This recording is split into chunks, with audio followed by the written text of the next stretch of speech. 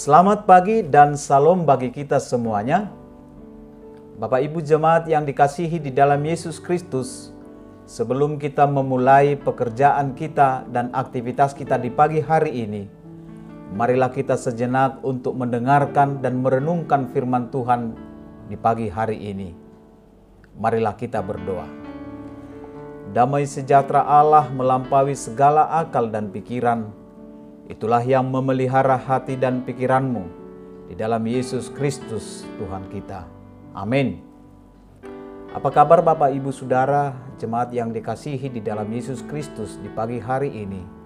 Tentu doa dan harapan kami semuanya dalam keadaan baik. Bapak Ibu jemaat yang dikasihi dalam Yesus Kristus, renungan harian HKBP Sutoyo, Resort Sutoyo, hari ini Selasa 18 Mei 2021 yang tertulis dari Efesus pasal 5 ayat 17, dikatakan demikian firman Tuhan. Sebab itu janganlah kamu bodoh, tetapi usahakanlah supaya kamu mengerti kehendak Tuhan. Dalam bahasa Batak dikatakan, dibaheni unang ma gabe mau tohamu, alai atusihamuma manang dia lomoni rohani Tuhani. Demikian pembacaan firman Tuhan. Bapak Ibu jemaat yang dikasihi di dalam Yesus Kristus, adakah di antara kita yang mau disebut sebagai orang bodoh? Tentu tidak ada yang mau, bukan?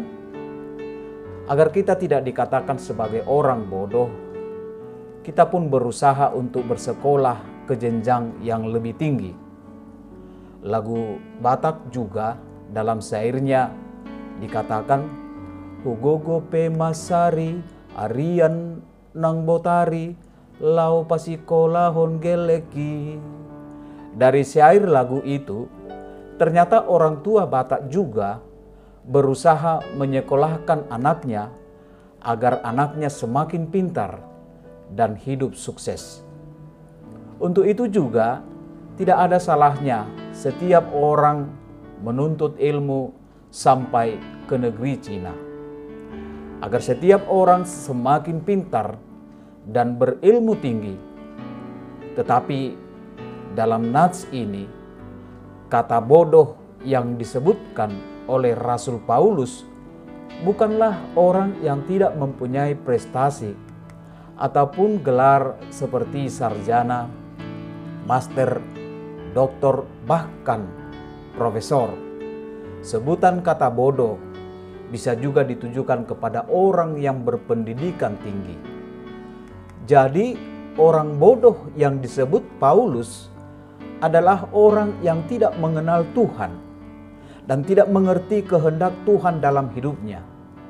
Oleh karena itu, seseorang yang pintar, yang berprestasi serta penuh gelar di bidang akademis, bukanlah orang yang pintar dalam menentukan kehidupannya. Bahkan seorang yang jenius sekalipun belum tentu pintar dalam memahami tujuan hidupnya.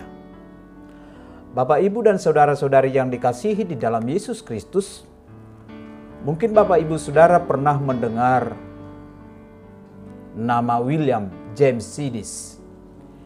William James Sidis lahir di Newark City pada tahun 1898. William James adalah seorang yang dikatakan terjenius di dunia, yang memiliki IQ atau Intelligent Quotient 260, mengalahkan IQ Albert Einstein yang hanya 160 dan IQ Isaac Newton hanya 190. Namun sayang sekali nama William James tidak dikenal oleh dunia. Tidak sekenal Albert Einstein dan Isaac Newton. William James disebut sebagai child prodigy atau si anak ajaib yang kemampuannya sangat luar biasa dalam bidang matematika. Karena keahlian matematika tersebut, seorang profesor pun meminta pengajaran dari William. Kepintarannya itu sangat berbanding terbalik dengan keputusannya untuk menjalani hidupnya. Karena kejeniusannya yang ia miliki, ia merasa tersiksa, lalu mengasingkan diri dari kehidupan orang banyak. Dia tidak punya teman, hidup seorang diri, serta mati dalam keadaan menganggur dan terasing.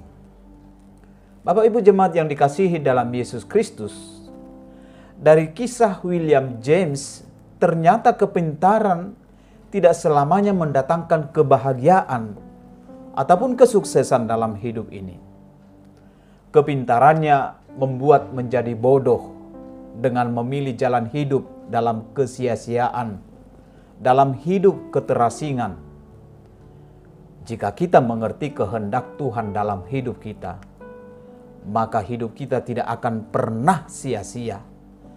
Sekalipun dunia mengatakan kita bodoh, tetapi ketika kita mengerti kehendak Tuhan, maka kita bukanlah orang bodoh.